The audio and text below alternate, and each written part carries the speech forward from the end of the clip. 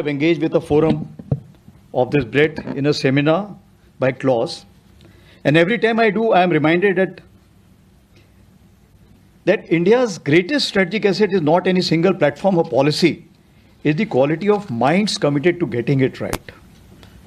The theme before us today asks a deceptively simple question: how does a nation convert its security into sustained prosperity? What does it mean? How should we align with Viksit Bharat 2047? How is Indian Army's decade of transformation integrating into it, wherein era of technology absorption were 2024 and 25, and of course, era of networking and data centricity as brought out by DG Claus for 26 and 27, where there are three pillars which have been identified. First pillar is digital networking, second is data centricity, and the third one is networking or the physical networking.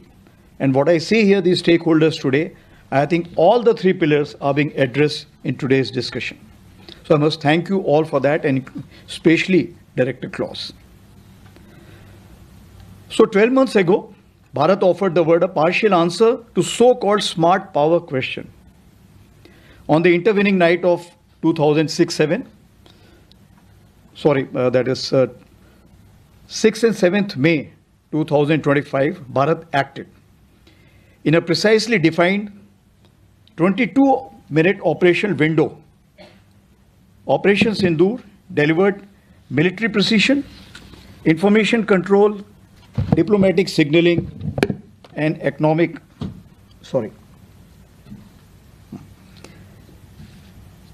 diplomatic signaling and economic resolve as one coherent national act. It struck deep, dismantled terror infrastructure, punctured a long-standing strategic assumption, and then stopped, deliberately and purposefully. The deliberate halt after 88 hours was smart power in its most complete expression, knowing exactly which instrument to apply, at what intensity, and precisely when to convert a military movement into a strategic one. Today, the world around us is sending a more complex signal: disorder, distrust, and dichotomy in alliances. We were promised a world where prosperity would make power politics obsolete. Remember Fukuyama, end of history 1992.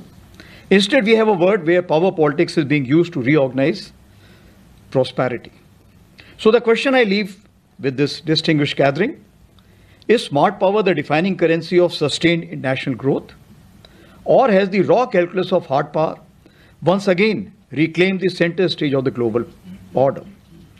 But to answer it, we must first read the word as it is, not as we wish it to be. The 21st century opened with a confident thesis that forces of trade, supply chains, and digital connectivity would make nations too interdependent to conflict. Paradoxically, same forces that promise binding nations together have progressively become instruments of coercion. Semiconductors and their selective availability have become tools for hedging. The Strait of Hormuz has become a zone of active contestation. Global defense spending has crossed $2.7 trillion, exceeding the entire UN budget for sustainable development goals. The boundary between security and prosperity is no longer a boundary at all. Contemporary conflicts now impose sustained demands not only on armed forces, but also on industrial production, research systems, and governance structures. Security is no longer a cost that prosperity must bear. It is the precondition for prosperity to commence its progressive journey. So in this world, fractured, fast-moving, and unforgiving, what must be the architecture of India's smart power? Joseph Nye, who gave the concept of smart power, described it as the strategic intelligence to know which instrument to deploy at what intensity and towards what end. For India, it means using national strength with strategic wisdom to secure peace, accelerate growth, and shape the global environment in our favor. Allow me to offer a strategic design to navigate present geostrategic landscape, wherein the interplay of dime added T, that is technology, and whole of nation approach, which is an imperative today.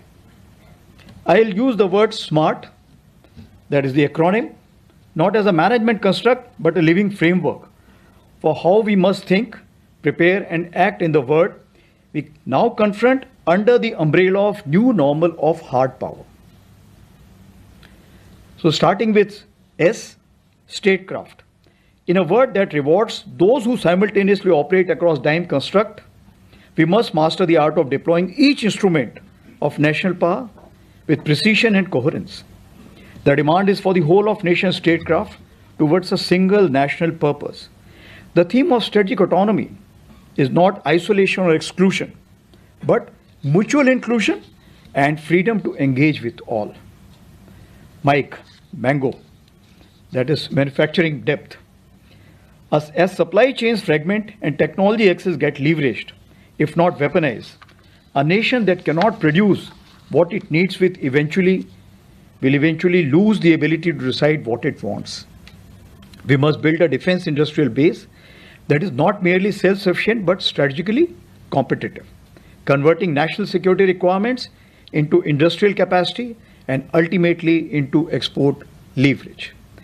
Indian Army's focus on Atmanirbharta or self-reliance, 83% of capital expenditure, 91% ammunition, 97% special clothing is helping foster an entire manufacturing ecosystem from components to high technology finished products, including for exports.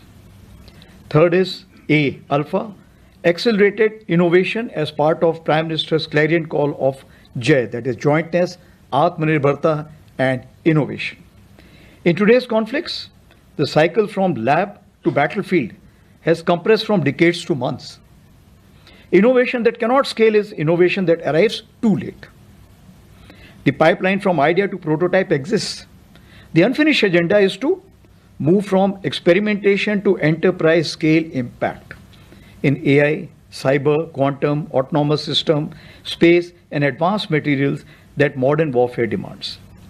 Dual-use research and development ecosystem has to be synergistically upgraded with clear government support to private players, besides academia and government research establishments.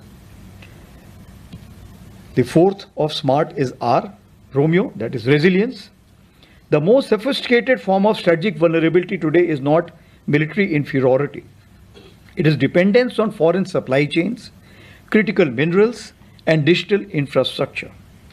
Resilience means systematically eliminating those dependencies not as an economic preference but as a security imperative.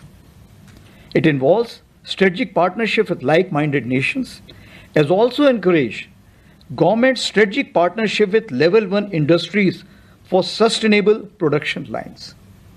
And mind you, at this point of time, India is also looking at startups, MSMEs and others to come out with low-cost, high-technology solutions.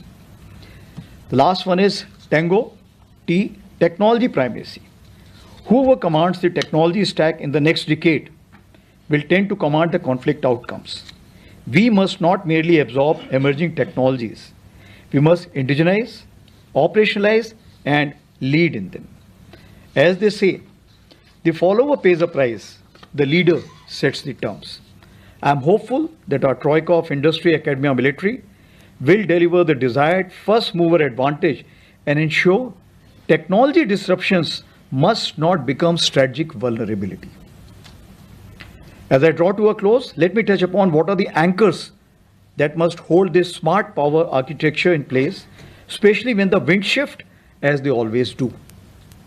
It rests on 4 pillars of conviction: Atmanirbharta, capability built from within, leverage earned, no strategic dependency accepted; Atmaraksha, security as a whole of nation, whole of domain enterprise; Atma Sahyog, the troika of academia, industry and military moving in rhythm; Atma Nishchay, strategic autonomy as a living practice, decisions taken on a national merit, free from alliance compulsion, anchored in Vasudhaiva Kutumbakam, engaging all with equal ease and captured by none. So we have a framework, we have anchors. What we need is the will to move fast, together, and without hesitation. It's not the need for more frameworks, but for the urgency to act within ones we have at the speed this moment demands. History does not wait for those who are ready. It rewards those who are already moving. Bharat is moving. The question is, are we moving fast enough? And I must quote Atal Vajpayee ji, peace is not absence of strength. Peace is the presence of capability, confidence, and resolve. Thank you.